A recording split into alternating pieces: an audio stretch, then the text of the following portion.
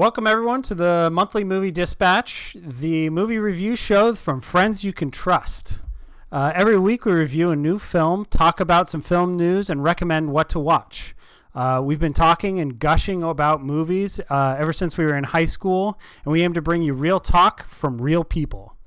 I'm here with my buddy Nick Moffat. Hello. And I'm Shaun Bowlby. We're both in Washington State. And today we're going to be reviewing the film, the new Taylor Sheridan movie, Those Who Wish Me Dead. But before we jump into that, we're going to talk about Taylor Sheridan and his career and some of his movies and what we think of them. Yeah. I think he's directed or at least made enough movies at this point to where we can actually talk about him and his career. And so, Nick, what do you think about Taylor Sheridan movies? Do you have any thoughts about kind of what makes a Taylor Sheridan movie? Any commonalities between them, and what are some of your favorites? Man, I'm chomping at the bit right now to talk about. You're salivating. I can Taylor see it. S. Mr. Sheridan himself. You know, the Taylor master of all things genre-esque. I don't know what I'm saying. I'm sorry. So yeah, Taylor Sheridan. Yeah, I think he's great. He was an upstart writer a few years back. He had a series of movies that were critically acclaimed all in a row. And it was like he was the next hot writer, you know, those movies being Sicario, Hell or High Water, and Wind River. And then he directed Wind River. So I think all three of those came out pretty close together. And what I meant by the genre thing is that I think he works very much in genre filmmaking. You know, he does... I think mostly like neo-westerns, you know, but like with like a crime element, you know, and I don't really truly understand what neo-western is. I mean, it's kind of a made-up term, but I think it's, you know, it's like a modern-day western with like the themes reflect modern times. They take place in modern times rather than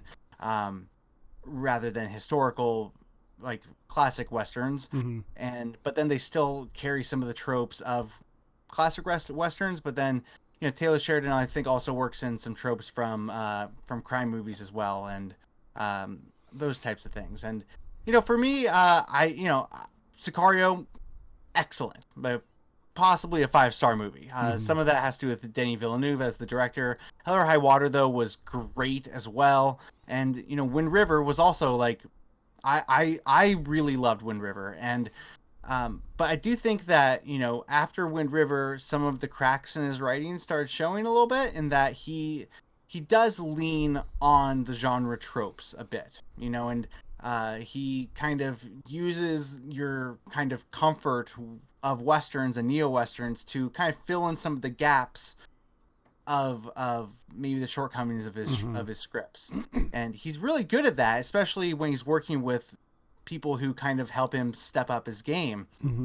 But personally, like, I think that his movies are best, those three being his best, when they have something to say of substance, like behind just the script. You know, it's not just a crime, not just a western, but like when they're really trying to say something. Yeah. And you know, so for me, like, I think Sicario and Hell or High Water might be better movies, but Wind River is one of my favorites, and that has to do with like how I really think he had something to say with that movie, and it was pretty explicit by the end. Like, the words pop up, and it's all about Native Americans, and you know, how disenfranchised they are, and how crime happens to them, and no one reports it, and it's pretty tragic. But you know, he was really trying to say something in that movie. But then, you know, then he made the second Sicario movie, which I thought was utter garbage and completely missed the point of the first movie. And then he did this one, which we'll get to. But he also, I do think, he also had a TV series that he, I believe he created and he directed several episodes of a show called Yellowstone, starring Kevin Costner. I haven't really heard anything about it, but I saw some trailers back when it first came out, and it definitely looked pretty interesting. I don't know. Have you heard anything about that? My dad watches Yellowstone, I think. Yeah. My dad watches that show. I've heard of that show.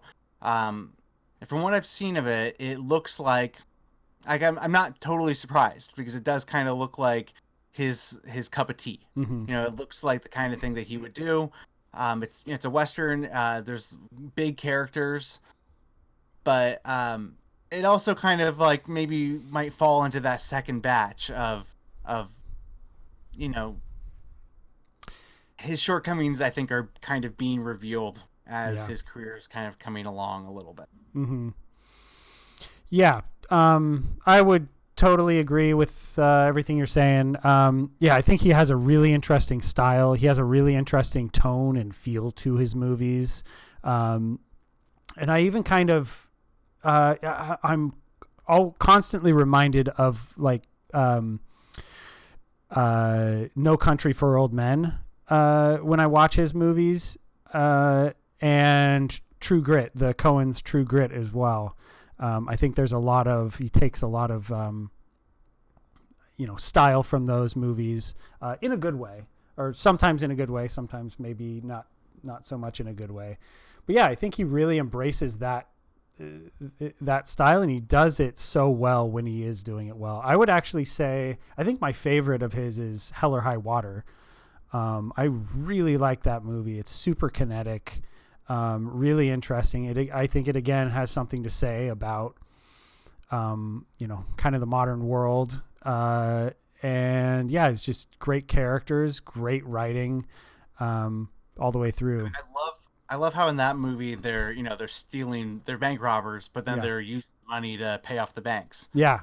So Totally. It's a classic Robin Hood type story. And yeah, I mean, there's really heart and emotion behind that movie. Like that movie really does have something to say. And, what's great about that movie too is that it's full of anti-heroes. Yeah. I think also that's another part of his writing, is that he really can bring out the true anti-hero. Yeah, totally. Let's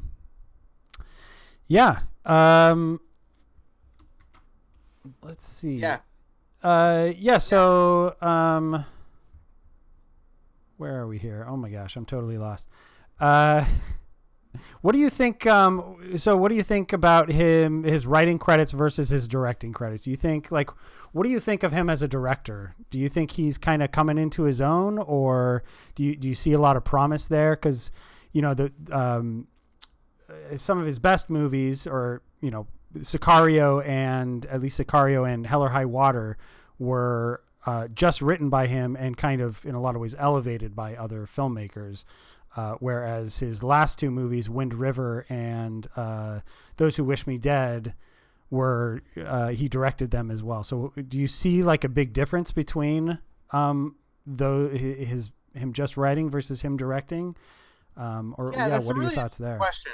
That's a really interesting question, because it's kind of rare for you to get excited about a writer.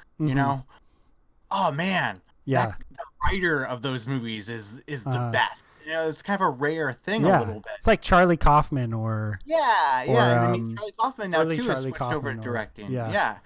And or Aaron Sorkin Aaron Sorkin's another one. And I think you could have the same question with all three of those guys of like, is their directing worth it? Or do they have a better reputation as a writer exclusively? And I think Charlie Kaufman absolutely is getting better as a director every movie.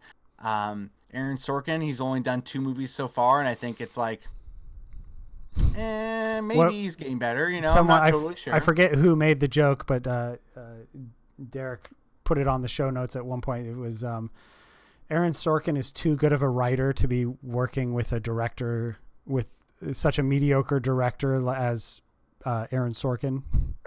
Totally. Yeah, and I think Taylor Sheridan's kind of in between them a little bit.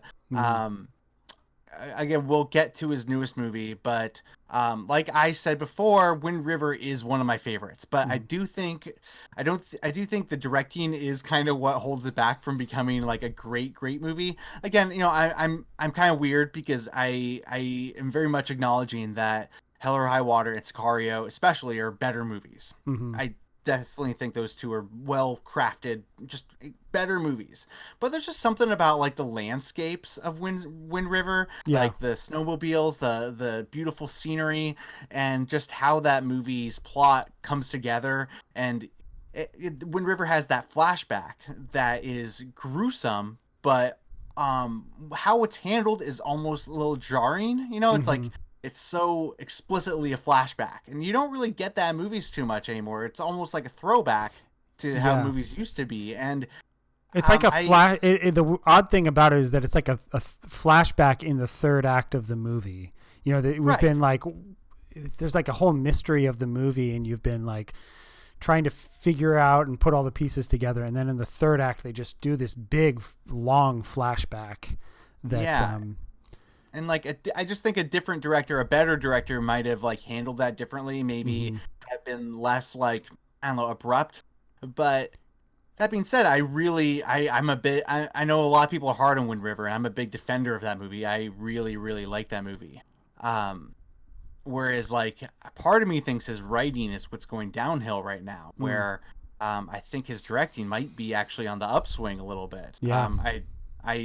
Again, we're going to review this next movie coming up, but I think the writing was the thing that held Those Who Wish Me Dead back rather than the directing. I would agree, although I question whether or not maybe him collaborating with someone is what may have pulled some of those other movies back and elevated his abilities as a writer. Oh, sure. Like working with a skilled director, brings out the best. Yeah, I mean, I don't know how. I have no idea how he works as a writer, but it's pretty common for a director and producer to come in and collaborate and work with the writer, maybe changing some things or. I don't know, re-editing or kind of doing scenes slightly differently. So I kind of wonder that. Yeah. I mean, what do they say about movies? Like, it's a team project. There are a lot of hands working together on it. And, the writer-director combo, that's at the top. So, you can't help but wonder what that collaboration process is like with other directors and stuff. Yeah, totally. So, that being said, why don't we jump into our review of his latest film, Those Who Wish Me Dead. Those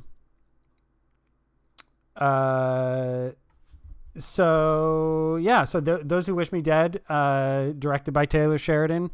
It's starring Angelina Jolie, Finn Little, John Brunthal, and a bunch of other great names that I'd really like to give each one a shout out later on in the review and kind of talk about their role in the movie.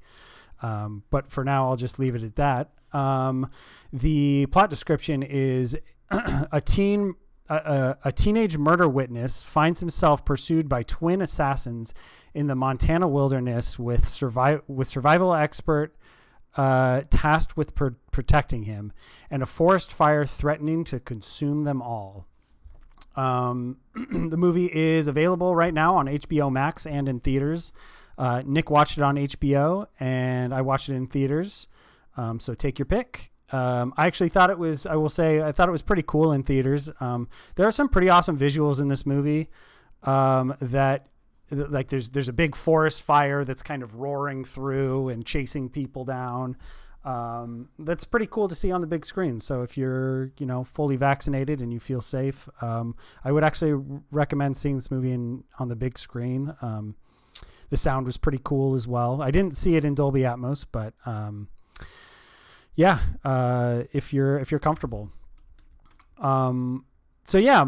I I guess so. One thing I wanted to say about this movie. So first of all, Taylor Sheridan's a super interesting director, and I think he always, in all of his movies, no matter kind of what you think of them overall, he's always doing something interesting. There's always kind of a new twist, or he's doing something, playing with this genre that he does so well, this kind of neo-Western genre. And I think that there's something to be said about that. There's always, it's never just some boring whatever movie with him. Having said that, I thought the movie was really just okay. There were a few bits and pieces throughout the movie that we'll talk about that kind of elevated it. And he did some interesting stuff with the movie.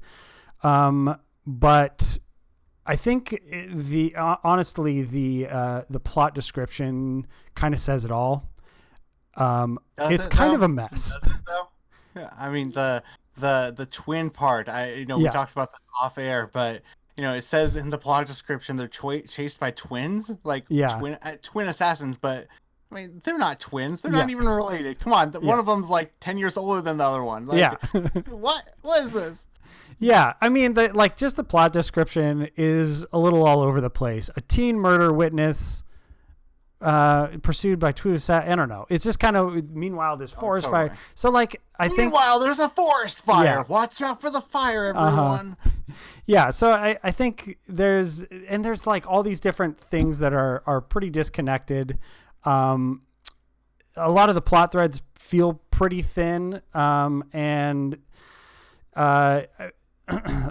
we can get into a lot. I'd like to get into a lot more of the character stuff later in spoilers, but I thought a lot of the character development was pretty thin as well. The relationships were a little awkward and pretty forced. Having said all that, I actually thought that there was a lot of strong stuff. The cast was super strong in this movie. There's some really interesting actors. I actually really liked Angelina Jolie in this movie.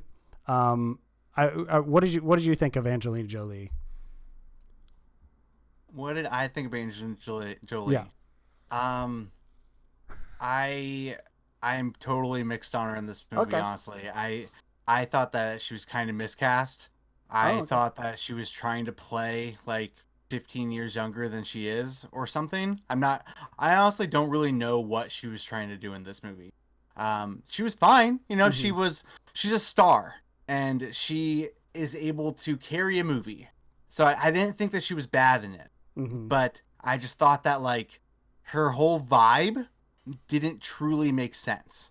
With her haircut and, there was a part where she was hang gliding off of a road.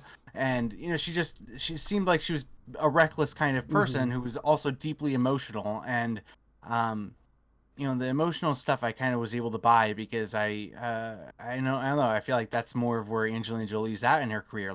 I buy her as a mother. I buy her as a comforting person. Mm-hmm. But her as an action star, I know she used to be that. I just don't know if she's like that anymore, or this movie wasn't even an action star though. This movie, I wouldn't say she was an action star. She's a forest firefighter, but I don't know. I just didn't fully buy. I just didn't fully buy her. I thought it was kind of miscast a little bit. Mm-hmm. Yeah. I guess I kind of liked her. I think she is at an interesting point in her career where she's doing a lot more direct, over the past, decade or so, she's been doing some directing and taking on much more serious roles. And I think there was something about her in this movie where she's almost combining a few, kind of what she's doing now and what she was doing a little bit before with her action stuff. And I don't know. I guess it kind of worked for me a little bit. I thought she kind of had a bit of a raw kind of personality, and I like the way that her past trauma kind of, I kind of liked how she played that off, I guess. Yeah, I think probably the strongest part of the movie was the twin assassins, Aidan Gillen and Nicholas Holt. Played twin assassins. From Game of Thrones. Littlefinger from Game of Thrones, and he's also in The Wire. And I think he's like, just in general, he's an awesome actor. I love seeing him in things. I think he has a great kind of presence on screen that he always brings to his movies. And I actually thought they had, I really liked them together. I thought they had an interesting kind of camaraderie, and the way that they played off of each other was pretty fun. And kind of the typical, they're kind of, I hate this. They're out in the wilderness, trying to do their job, and they keep running into problems, and they're just kind of over it. I hate this place. And yeah, so I actually really liked them, and the way that they were, approaching this problem that they had that just kept getting worse and worse. Yeah, I mean, Littlefinger's great. I mean, I agree. He's a great actor. I love him on screen. He's very good at this like reckless sort of just like sick of it all mindset. He's like, he just is like, fucking, I just am gonna go and kill some little boys because I'm just sick of this world and sick of everyone. Yeah. And my boss is on my fucking back, and I just hate everything. So I'm just gonna murder whoever the hell I want. Yeah. I don't know. He's just because I got to do it, and if he just sees this kid as some nuisance. He's just getting in the way of him doing his goddamn job. Yeah.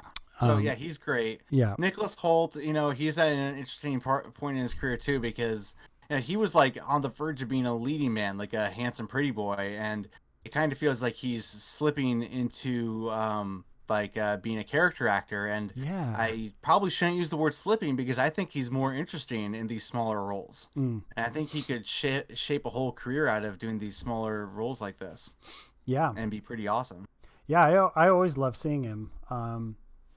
Yeah, I really hope he's able to do some more leading role stuff. Yeah, I thought he had a really good kind of sleazy vibe going in this movie. I thought they were both great. I actually really like Tyler Perry as well in this movie.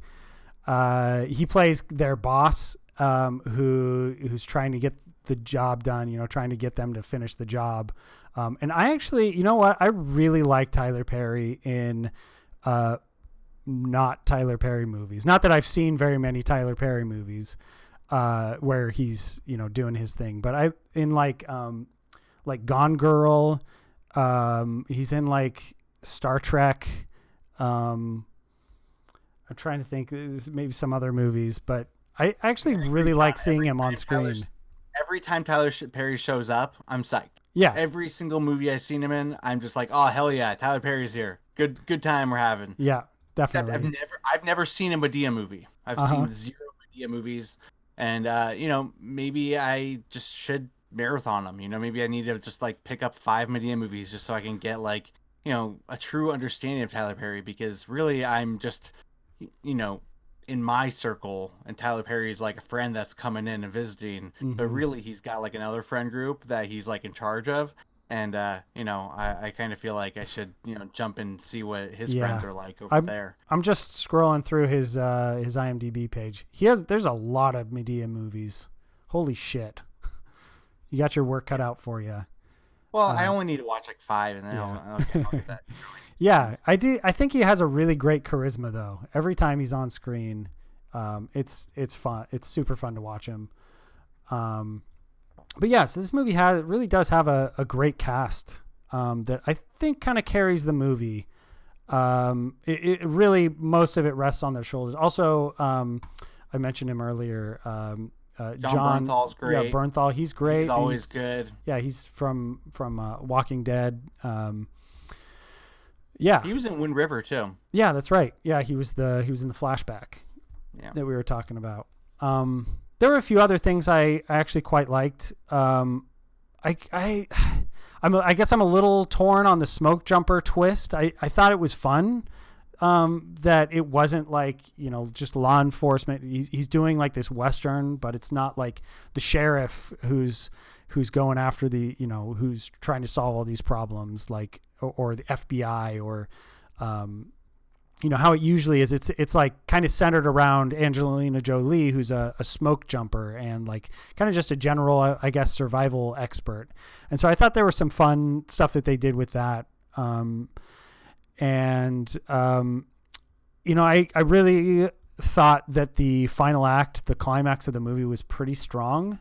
Like kind of the final, like, build up to, I guess the way it builds up to, I guess everything coming together. I won't say much any more than that, but, I thought it had a pretty strong third act, and it was pretty intense. Some really great visuals, especially if you see it in theaters. All of that has a little bit of asterisks to it. I think that we could get into in spoilers, but yeah. Do you have any other thoughts on the movie before we? Oh yeah, I mean, I got thoughts for days, man. Maybe not days. It's not that interesting of a movie, but no, I mean, honestly, for me, I'm turning on this movie. It's like I decide not to see it in theaters, so I'm turning it on at home. I don't know what I'm getting myself into, and I feel like this movie didn't take itself seriously, and it doesn't expect you to take it seriously either. To me, this is like a throwback of I don't know, a movie that used to get made in like the 90s or early 2000s, where there's a big star and there's some cool tension and stuff's happening, but you don't really need to like get too invested in it emotionally. And honestly, I was like relieved when I realized that. I was like, okay, so this movie is just like a pulpy afternoon movie. Even though I was watching it late at night, it's like, okay, this is just like a pulpy kind of story. Yeah. To me, it just didn't really demand too much from you at all, and it didn't really expect you to like get too much out of it. I feel like when we dig into this movie, when we go into the spoilers, it's like it's gonna be super easy to like rip it apart. Honestly, like I think that there's a lot to dislike about this movie. I think like the writing's actually like kind of bad in a lot of ways, but I did enjoy watching it. I'm glad I did. I'm glad Taylor Sheridan's making movies. I just don't think he really had anything to say with this one. Yeah, that's a really good point. I think every other movie that I've seen him do, he has some strong ideas that he's playing with and some things to say. There's really nothing that he is saying about this. And the one thing that I will talk about a little bit more in spoilers that maybe he is kind of saying something. I don't really like what he's saying with it. So, I'm curious about this. Yeah.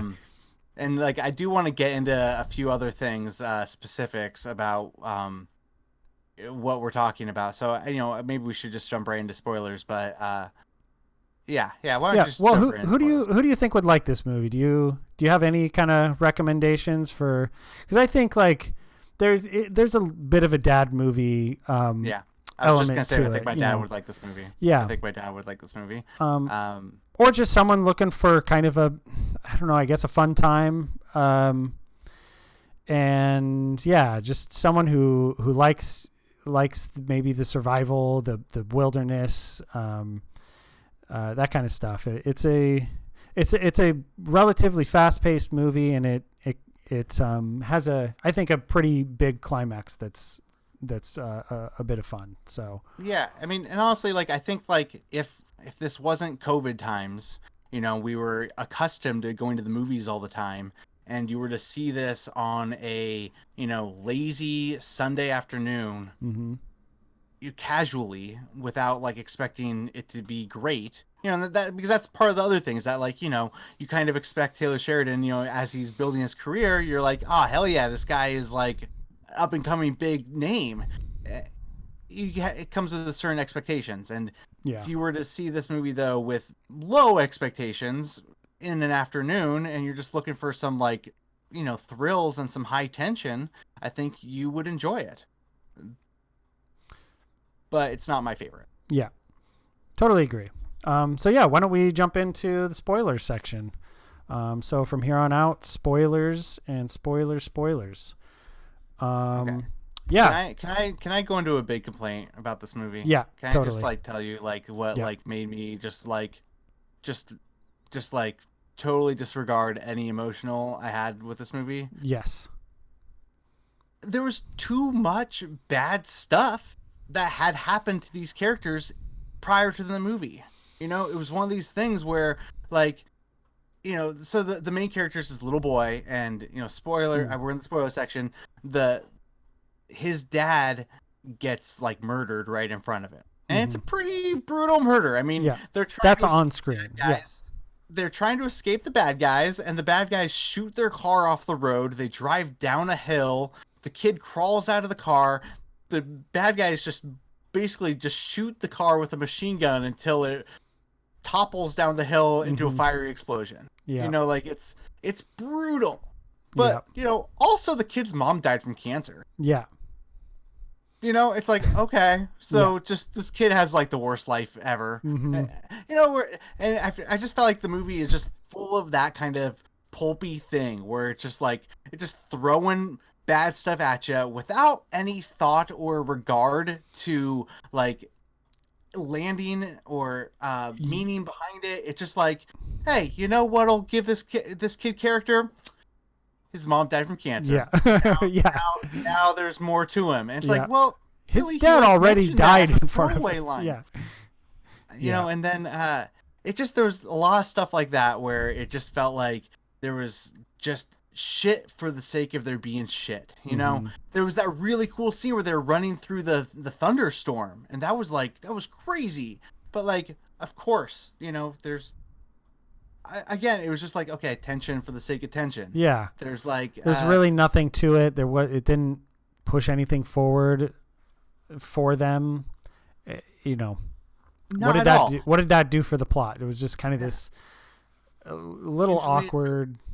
Angelina Jolie's character being like, I noticed she's dealing with trauma, and that was a big part of her character, but also like that could have not been in the movie, and the movie wouldn't have been any different. Yeah. She could have just been like stationed on the tower, and then she finds the kid, and she's obligated to help the kid. Yeah. Like totally. that could have been it, but instead like she's dealing with trauma because she like watched kids burn up in a fire. Yeah. Which, that's traumatic. But like, why does that give her like, they're trying to give her like some kind of redemption arc, I think, in the movie, which doesn't really make any sense because, I mean, it's super traumatic. I'm sure that that's a really messed up thing to experience and to see and to live through. But, they established pretty quick it wasn't her fault. Yeah, it wasn't. They're like, hey, it wasn't your fault, and she's like, I know, but I'm still sad about it. And you're like, yeah, it was very sad. Yeah. But now you gotta go take care of this kid because these twin assassins are chasing after him with laser rifles. Yeah, and then, but at the same time, like, why does you don't really get a sense that she's having kind of a redemption arc with this kid? She's just kind of behaving the way that anyone would. You see a kid lost in the, especially a kind of, a government employee, a firefighter who's living in the woods. You see a kid wandering through the woods, you would help him get out of there, help him get back to the town, and Right. So right. And it's like when they first met each other in the woods, and he's like, my dad told me to find someone trustworthy. Are you trustworthy? And she's like, yeah, well, I watched kids burn up in a fire, so I think I'm trustworthy. He's like, yeah, well, my mom died from cancer, so I know pain as well. Yeah. Also, I watched my dad get murdered in front of me like 10 minutes ago, so you seem trustworthy to me. And it's like, okay, so this is what I'm talking about, though, where like the movie, I don't think really expects you to get emotionally attached to situations. Yeah. It doesn't expect you to be crying over their trauma or like trying to work through their trauma. I think it's just like, hey, bad stuff happens, and we're on this ride. There's tension. There's some cool visuals. Enjoy yourself. Yeah, totally. All those scenes were really clunky, pretty awkward in parts. Even like before that, like trying to establish Angelina Jolie's trauma with her ex-boyfriend, the sheriff, the cop. All those scenes were pretty clunky too. Like what you said, she's like, I can't believe I let those kids die. And he's like, it wasn't your fault. And she's like, yeah, but I still feel bad about, that's kind of how it felt in those scenes. And it's just, if you can you really just, if you want to go continue with the movie at that point, you kind of just have to say, all right, whatever. She's experiencing trauma. Let's just go on with the story. And I feel like that's a lot of the movie is like, okay, whatever. Let's just go on and have fun with fire and guns in this movie. So another character I wanted to talk about was John Brunthal's wife. Mm-hmm. I really should pull up her name. I can't remember the actress's name, and we don't have it written down. But it's Medina Senghor. Medina Senghor. Yeah, she was. I thought she was a good actress. I thought she did a good job. But again, I thought the writing did her. I thought it did her well, and it also did her poorly. In that, like, she's pregnant. Okay, so she's pregnant with the sheriff's firstborn. Yeah. And so then the bad guys show up, and they're like gonna take her hostage, or they're trying to get information out of her, and she does this super badass thing where she takes like a, what was that, like a, I think it was pepper spray. It was bear spray. Yeah, bear spray. She used the fire. She sprayed it into the fire and turned it and sprayed it in Littlefinger's face. Yeah. And it was pretty awesome. Yeah, definitely. But then the rest of the movie, it forgot that she was pregnant. And I mean, she's pregnant, she's got a stomach, she's clearly pregnant. But then she's gallivanting through the woods. She's chasing these guys with a shotgun. She's totally shooting at people and going on an adventure. And she again, we're in the spoiler section, but at the end of the movie, she is perched up on the lookout tower with John Brunthal, and there's a fire raging around them, and John Brunthal had gone shot, so he's bleeding out. And the helicopter comes to get them, and they drop someone down to check on them, and they're wearing they're wearing gas masks so they can breathe in the smoke, and but she knows that her husband has passed away, and she goes, no rush on the airlift or something. She's like, don't worry, don't rush. Which is which is her explicitly but not explicitly saying he died, But also she's pregnant, and she just survived a shootout and a fire, and she's wearing the smoke mask, but don't you think she should get out of there and get checked on as soon as possible? Yeah. And a pregnant lady would know that. Yeah, that's true. A pregnant lady wouldn't be like, hey, no, don't worry about me. Don't worry about my firstborn child that's inside of me. You know what I mean? The movie just they decided to write a very awesome female character who is capable and badass. Yeah. And then they made her pregnant just because emotions are heightened with pregnant women. Yeah. Totally. And it just, okay, pulpy. I get it. Yeah. It just accept it and move on, right. That's the thing with this movie. And I'm having fun bitching about it. Honestly, right now, I'm having fun bitching about it. I didn't hate watching this movie, and those things weren't while I was watching it, because I understood what kind of movie it was. But you just kind of expected Taylor Sheridan to elevate it to the next level. You don't. I was hoping he would. Yeah. But yeah, totally. What were your thoughts on the ending? How did all that work for you?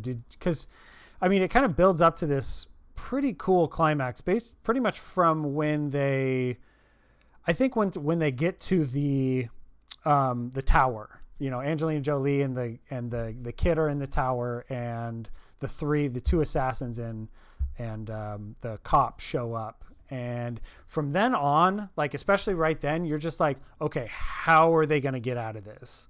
Yeah. And I kind of thought that the movie carried that feeling all the way to the end. Like, how are they going to get out of this situation? And I thought the movie, like, it had, there's some asterisks. There's some, like, I have some nits to pick with many steps of the process, but I really do. I thought the tension was heightened. I thought the visuals did a really good job of assisting in that and creating even more intensity. Like, so first with like the really dark pieces where there's like the chase through the woods and like them shooting into the tower, but also like then when they're doing the fight scene in the, like, next to the forest fire as it's like moving towards them. I thought all that stuff was really cool, really tense and really well done. But yeah, what were your thoughts on that? I agree. I liked the third act. Mm-hmm. I would actually go back a little bit further. Lighterfinger he starts the forest fire. Uh-huh. Not unexpectedly, but he starts the forest fire. And so Angelina Jolie and the kid are trying to, like, they're following the river. They're trying to, like, get to town. And then they see the fire, and she immediately decides to turn around. And I thought that's, like, kind of when the third act started. And kid is going, I don't want to go back there. We just ran through that lightning field. Mm-hmm. And she's like, she explains to him very explicitly, I wasn't able to call in the fire because the power went out when we got hit by lightning.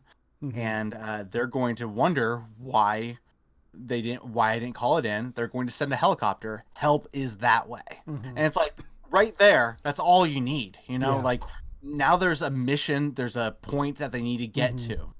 And you also know that these other guys are, like, tracking them and racing to the same point. You know that this water tower is going to create this, like, climatic moment. And so, yeah, I'm with you. When they were in there, they sent John Brunthal up to, like, check it out because Littlefinger's face is all charred up, which is another awesome part of this. Like, I'm loving Littlefinger just, like, limping through the woods with, like, a charred up face. Like, he looked like Two-Face in The Dark Knight. It was awesome. Yeah. And and then how they ended up getting out of there, I thought was really well done. I thought the tension was elevated, and then it paid off with a great action scene. They ended up racing towards the fire and then, like, getting out of it. I thought that was pretty cool. I don't know about the exact moment when the fire, like, got to them. That was kind of strange a little bit to me. But like when they get into the river, or yeah, they get into the river and they're, like, breathing, and I don't know. I couldn't help but think about, like, Dante's Peak. I know they're different because volcanoes based in the water, the boiling of the water. I just couldn't help but think, like, man, that water must be hot, but I could see, I mean, certainly better than not being in the water. And, I think, like, I don't know if they would get out of there and be able to walk to safety from that, but right. It's moving water. So you assume there's, like, glacial water running good point. From upriver, and, it kind of, and again, I shouldn't be comparing it directly either, because I know that the volcano that's, like, rooted underwater, that's like the whole ground is is turning into lava. And specifically, I think that was like a hot spring in the movie that, like, boiled everybody alive. But this was the scene I was thinking. But anyway. That was the acid lake scene. That lake was acid. Anyways, yeah. I don't know. Yeah, I have no idea if that is a real thing, but in my brain, sure. I can see that. It made me realize how little I know about forest fires, honestly, where, like, I didn't realize that, like, they just kind of, if this is what really happens, they just, like, go through and then they're done, because, I mean, presumably these two were, like, breathing and going under for who knows how long until it passed. Yeah. And, or at made least it the like most it intense of it. I could see. I mean, I'm maybe over defending the movie a bit here. It is pretty outlandish, but I don't know. I think maybe it kind of works. Like maybe you have like 10, 15 minutes before the worst of especially the undergrowth burns up, and then you have, you still have stumps, trees, and stuff on fire around you, but at that point you can kind of come up at least and breathe. Probably the most outlandish part of that for me is them being able to come up and breathe in the air, which you assume is hundreds of degrees Fahrenheit, 800 degrees Fahrenheit, because it's all the air around them is basically on fire, or at least superheated from the fire. So, burning of the lungs or burning of the face. I don't know if you'd really be able to walk out of that unscathed, kind of like they did. But yeah, I mean, again, I'm honestly not even criticizing the movie for these fire related things, because I know so little about it. If a firefighter were to sit me down and explain how this works. We actually have a mutual friend who works on forest fires, and she flies a drone that actually starts fires to help control where they spread and stuff. So nice. maybe I should ask her about how they spread and get a better idea on it, because again, I just don't know. Mm-hmm. Yeah.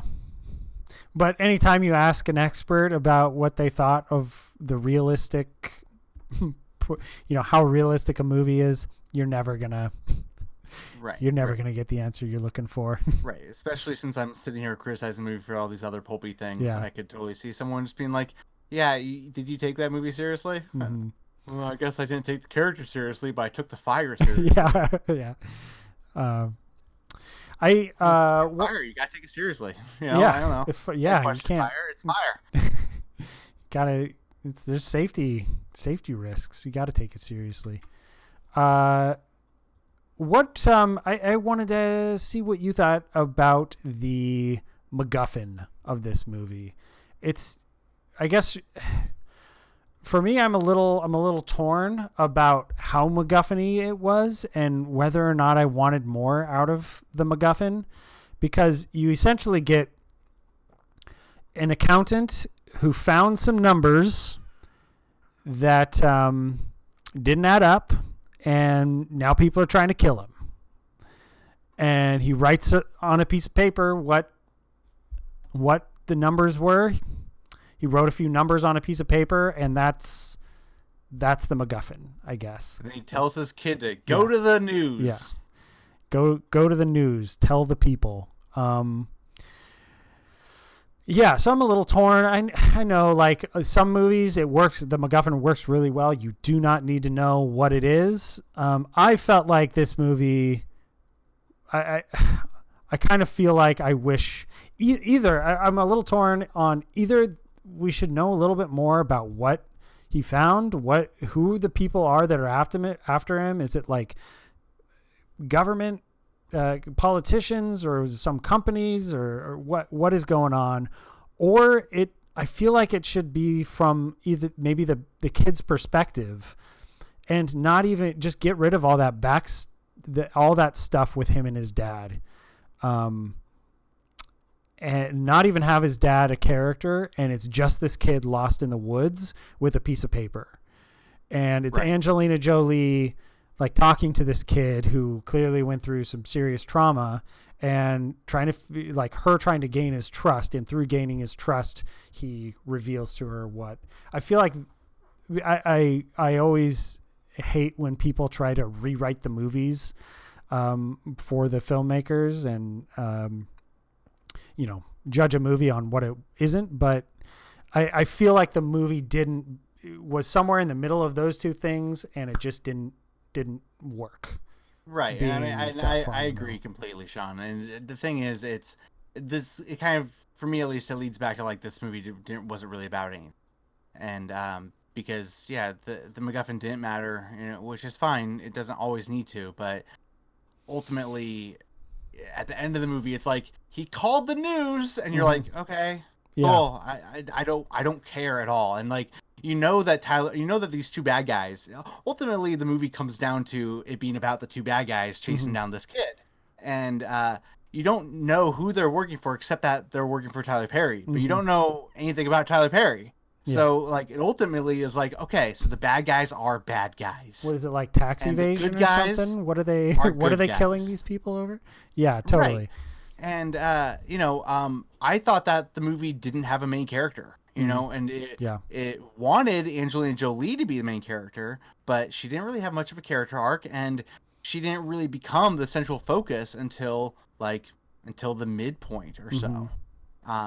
After the kid's dad died, because it kind of felt like the first chunk of the movie, the kid's dad was like the main character, because he was like, he was the one who realized what was happening. He was the one that realized he took agency to get them on the road. He was making decisions. He was telling the kid about it. He was making plans to, meet up with John Brunthal, which they never actually came back to that either. Yeah. But that's right. John Bernthal's his like what?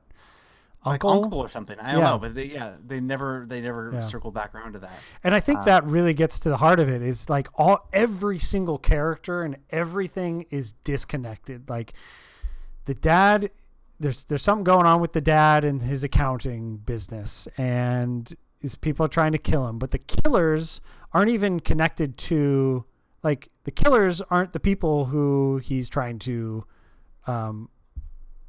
that he's trying to take down, I guess. The killers are working for someone who's working for a company who wants to kill this guy. And so they don't even know what's going on. They don't know why they're trying to kill this guy. Right. And then the kid also doesn't know what's going on or why people are after them. Angelina Jolie has nothing to do with anything other than she stumbles across the kid in the woods. John, what is it? Brunthal? Yeah. Again, he has no idea what's going on at any point. Even like, it's never even really revealed or to him that at any point that his nephew is in the woods somewhere, does he? Missing. I don't even know if he knows that it's his, like, this kid that was on his way to visit him. Yeah. He doesn't know his brother-in-law was killed. I don't think he doesn't know that his nephew is missing. So he's like super disconnected. And then even his wife is super disconnected from everything. She doesn't know. Well, I guess she kind of knows that there's a kid missing and that the killers think that her husband has the kid. But anyways, like, everything is just super disconnected, and it just never really comes together in any kind of meaningful way, or satisfying or interesting way. But yeah, we're actually getting a little long right now. I feel like we're talking about this movie for a while. But yeah, do you have anything else? Quick, I do want to hear about what you think the movie was trying to say that you didn't like. Oh, it was. I mean, it's very weak, but it's like, it's kind of this. It's also a general Western tropey thing about the modern world's problems leaking into small town communities. Yeah, this more wholesome, like, community of rural badasses, people who are fighting to make a life for themselves, and the problems of the modern world and the cities are spewing into their communities, and metaphorically creating a fire in their communities that is potentially going to destroy their lives. And I don't know. I don't know if that's really even the message that he was going for, or if maybe that's just more of a Western message in general. But it's not. It doesn't really seem very relevant these days. And man, real life's like that. I don't know. Yeah. I don't know. I'm just kidding. Yeah. But yeah, I don't know. Yeah. I don't think the movie is. Maybe the movie was trying to say that, but incredibly thin if it was. Yeah. I do think a better movie could have that discussion. Yeah, and probably. It'd be legitimate. And, I've been in, small town communities in Alaska and stuff. And, I do think that there's different vibes with small town communities. And, but Yeah, I don't know if this movie. I guess really... like Hell or High Water is kind of an example of that, like the banks and the Wall Street folks who are, you know, preying on the small town, you know. I think that movie actually does a theme maybe similar to that pretty well, but yeah. Fire just is too explicit of a heavy-handed metaphor if it was, but I don't even think it was. Like, Littlefinger was just like, oh, well, I'm going to light a fire so they have a harder chance of finding us. Yeah. And I can kill that kid easier. Yeah. You know, I'll give them something to occupy their time. Yeah. Yeah. Anyway, what star rating would you give this movie? I think about a 3. It's part of it's probably a 2, 2.5. Part of it's maybe a 3, 3.5.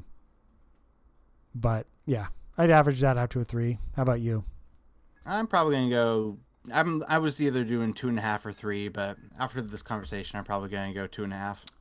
Yep. Just cause. Yep. Couldn't argue with that.